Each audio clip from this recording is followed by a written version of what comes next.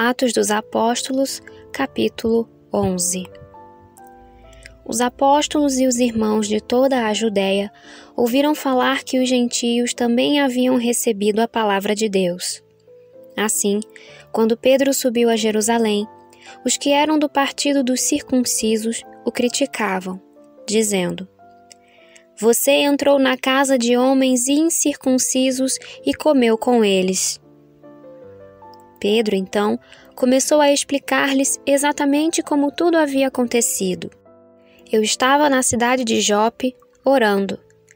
Caindo em êxtase, tive uma visão. Vi algo parecido com um grande lençol sendo baixado do céu, preso pelas 4 pontas, e que vinha até o lugar onde eu estava.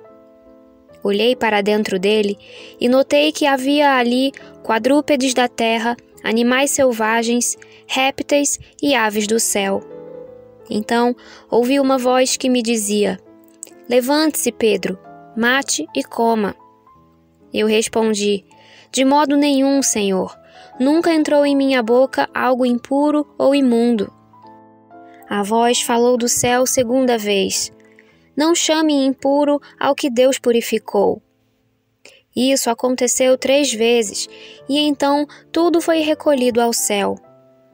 Na mesma hora chegaram à casa em que eu estava hospedado 3 homens que me haviam sido enviados de Cesareia.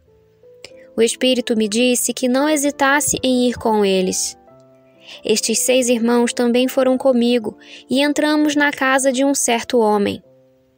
Ele nos contou como um anjo lhe tinha aparecido em sua casa e dissera: "Mande buscar em Jope a Simão, chamado Pedro. Ele lhe trará uma mensagem por meio da qual serão salvos você e todos os da sua casa." Quando comecei a falar, o Espírito Santo desceu sobre eles como sobre nós no princípio.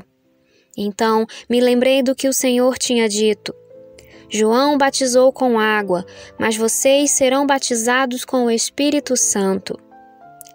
Se, pois, Deus lhes deu o mesmo dom que nos dera quando cremos no Senhor Jesus Cristo, quem era eu para pensar em opor-me a Deus? Ouvindo isso, não apresentaram mais objeções e louvaram a Deus, dizendo: "Então Deus concedeu arrependimento para a vida até mesmo aos gentios." Os que tinham sido dispersos por causa da perseguição desencadeada com a morte de Estevão chegaram até a Fenícia, Chipre e Antioquia, anunciando a mensagem apenas aos judeus. Alguns deles, todavia, cipriotas e cireneus, foram a Antioquia e começaram a falar também aos gregos, contando-lhes as boas novas a respeito do Senhor Jesus. A mão do Senhor estava com eles, e muitos creram e se converteram ao Senhor. Notícias desse fato chegaram aos ouvidos da igreja em Jerusalém, e eles enviaram Barnabé a Antioquia.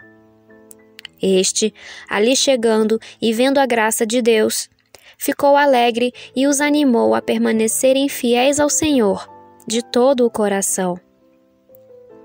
Ele era um homem bom, cheio do Espírito Santo e de fé, e muitas pessoas foram acrescentadas ao Senhor. Então, Barnabé foi a Tarso procurar Saulo, e quando o encontrou, levou-o para Antioquia. Assim, durante 1 ano inteiro, Barnabé e Saulo se reuniram com a igreja e ensinaram a muitos. Em Antioquia, os discípulos foram pela primeira vez chamados cristãos. Naqueles dias, alguns profetas desceram de Jerusalém para Antioquia. Um deles, Ágabo, levantou-se e, pelo Espírito, predisse que uma grande fome sobreviria a todo o mundo romano, o que aconteceu durante o reinado de Cláudio. Os discípulos, cada um segundo as suas possibilidades, decidiram providenciar ajuda para os irmãos que viviam na Judéia. E o fizeram, enviando suas ofertas aos presbíteros pelas mãos de Barnabé e Saulo.